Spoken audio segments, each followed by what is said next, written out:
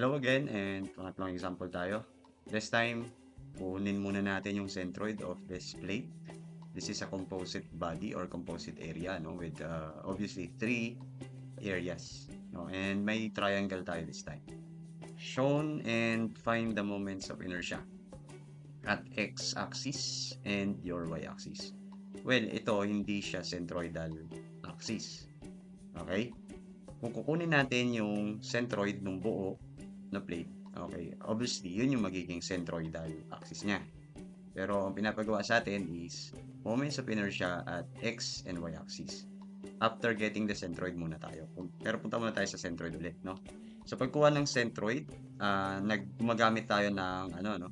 Ayan, hinati ko sa tatlong area, no?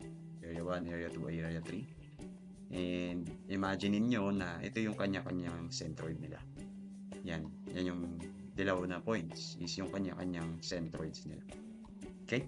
So, gumagamit tayo ng formula ni Barignons, no? This formula, summation of centroidal moment. Yan, actually, yung area times the centroid niya mula doon sa axis kung saan yung kinoconsider natin over the total area. Ganun din sa y-axis, no? So, para mabilis, ma-appreciate natin ng malinis at organized gamit tayong table. So, segments, yan yung mga areas natin. Tapos, kunin muna natin yung kanya-kanyang area, no? So, regular shape naman yan. So, kayang-kaya yan. Area 1 is 1 by 1 times 1 is equal to 1. Area 2 is rectangular red, but this is 2 by 3 feet. Is 6. Triangle is your 3 by 3 divided by 2. 4.5. Okay. So, next po is, kunin natin yung total area nito. Yan. 11.5. Okay. And then, to follow this formula po, yan. Kailangan natin yung x bar ng bawat area na to mula dun sa reference axis natin. But this time, your x bar defines your distance mula dito. So, kung area 1, mula dito hanggang dun sa y-axis. Yan yun. Yan yung x1. Tapos ito yung x2. No?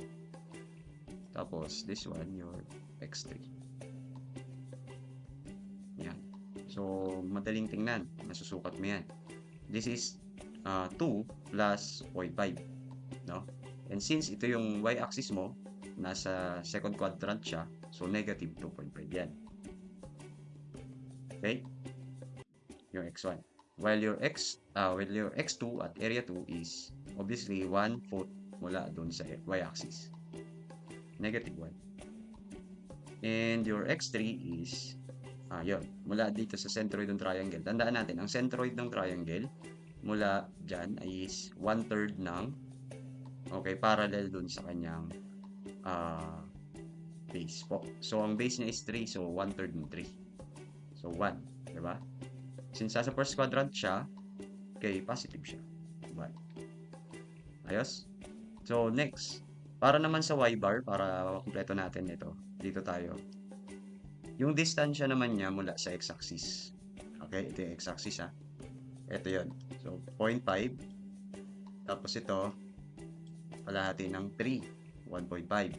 Tapos ito, kalahati din. 1/3 naman to. 1/3 naman to ng 3. Ng height. Ganun din, no? 1 din. So, ulitin ko ha. 0.5, 1.5, 1. Sundan. Y-bar ng bawat area mula sa x-axis. Yan. So, following the pattern, no, x bar times A. Kaya itong x bar na to, negative 2.5 times area 1. So, negative 2.5. Do the same. Do sa dalawang pa. Okay? So, y bar naman times A, ganun din, 0.5 times 1, 1.5 times 6, and 4.5 times 1. Okay? So, ngayon, dahil ang rule ay sum up daw, yan, o di both sides, i-sum up natin, sama natin yung sign. Ang summation ng x bar A is negative 4. Ang summation naman ng y bar A is 14. So, all in all, if we substitute all in all here, so we have the x bar total, negative 4 over 11.5 is negative 0.348. So, susukat ka ng negative 0.348 mula dito sa negative side. So, yan. This is your X bar. No? While do sa Y bar, yan, 14 over 11.5, 1.22. So, from here, di ba, gaganan tayo and then aakit tayo ng 1.22. So, banda dito. Yan, banda dyan, yung centroid ng buo. Yun. Di ba?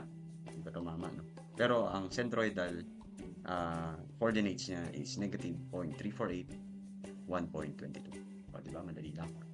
So, yan po para sa centroids. Now, kunin naman natin yung sa moments of inertia at X and Y axis. Unahin ko muna yung sa X axis. So, ang gagawin natin, same lang ng mga nasa previous video, magtitake ng moment of inertia yung mga tatlong areas doon sa X axis. Kailangan lang din natin yung distance nila from that axis. So, gamit tayo ng formula na to and mag-table ulit tayo para madali. So, unahin natin yung area 1. Ang area niya dyan ay 1. Okay, di ba? Ang Ix bar niya or yung centroidal moment of inertia ni rectangle is BH cube over 12. Since yung base and height is 1, so this is just 1 over 12. Di ba po? 1 over 12 base h cube. Your D is measured from here papunta sa x-axis. O di, ano yun? 0.5. Diba? Okay, and then substitute nyo natin sa formula ng Ix. Yan. So, this is 112 plus area 1 times 0.5 squared. Check nga natin. 1 over 12. Naka-fit pala tayo, no? Yan. Kaya mas maiksi ito. Area 1 and then 0.5 squared. Yan. Meron tayong 1/3. Okay, 1/3. Next, area 2. Ang area daw niyan, di ba? 6. Yan, 2/3. Tapos, ang AX bar niya is 1 over 12 ulit, base cube over 12. Base mo is 2. H mo ay 3. Yan. 9 over 2 or 4.5. Ayos? And your distance from the centroid of that rectangle to the x-axis is obviously 1.5. And substitute again all of these here, we will have 18. Okay? Area 3. So, yung anyang area 3, ang area niya is 4.5. And we have the x bar of, the inertia of the triangle, centroidal inertia. If you could still remember, that is Ix bar is equal to BH cube over 36. Okay? So, compute natin. Ang base mo is 3. H mo ay 3 din. Over 36. Pag triangle. So, 9 over 4. 2.25. Okay? 2.25. So, sukatin mo ulit yung distance niya ng centroid ng triangle papunta sa axis. Okay? So, that is 1/3 ng 3. 1/3 ng height. So, this is 1/3 of height, o di 1 din. No? And substitute doon sa formula ng Ix. Yan. So, 2.25 plus area 4.5 times 1 squared. We have 6.75. Okay? So, ang gagawin natin, ito-total lang natin ulit yan. Composite siya eh. So, total 25.083. Yan yung Ix natin. O, diba? Dali lang. And sa Y axis naman tayo. Okay? Okay. Wala yung formula natin, no? Yan. So, Iy naman yun. Yan.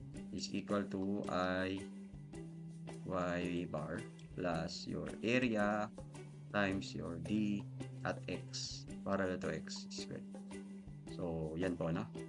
Area 1, same lang ulit. 1. Iy bar B cube H over 12 kasi nasa y-axis. So, since 1, 1 naman yun, 1 over 12 ulit. Yung D natin, susukatin natin naman dito. Yan. distance niya, moment arm niya, papunta sa y-axis. That is 2.5. And substitute, we have 6.333. Substitute mo dito sa formula na to. Next, area 2. Area niya, 6.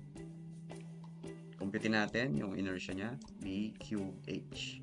Base 2, b cube, nasa y-axis ka ha, b cube h, 3. Over 12. We have 2. Okay? And distance from the y-axis, 1. Okay? Substitute. Okay, substitute. Your inertia is 2 plus area times 1. 8. Oh, di ba? Madali lang. Lastly, triangle area. Again, ganun ulit. 4.5 yung area ng triangle na yan. Tapos, ang kanyang inertia centroidal at y is actually kung b cube h over 12 ang rectangle sa y, b cube h din siya, pero 36. Kagaya nung kabila. No? So, since parehas naman din ulit yung dimension ng b and h, parang ganun lang din siya sa kabila. Yan. 9 over 4, 2.25.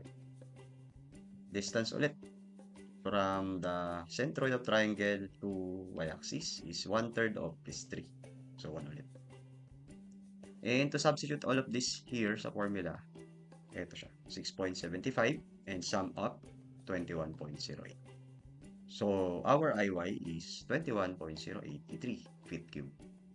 To summarize all the answers, yan, ito yung centroid.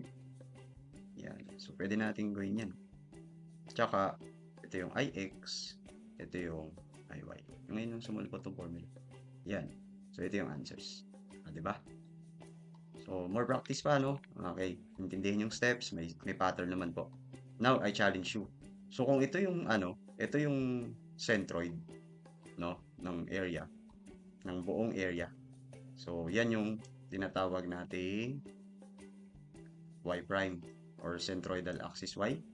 Tapos ito yung centroidal axis x. Ngayon, ang challenge ko sa inyo, kunin nyo yung moments of inertia dito naman sa x bar at saka sa y bar. Okay? Kalimutan nyo na to, tsaka ito. Kunin nyo yung centroidal moment of inertia. That is your assignment to me. So, moment of inertia at centroidal axis. So, thank you po sa panonood at mag-practice tayo. Okay? So, check natin yung ibang mga pagpapraktisan. Yan, pwede natin itong pagpraktisan. Okay?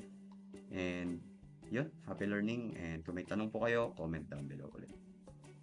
Thank you po.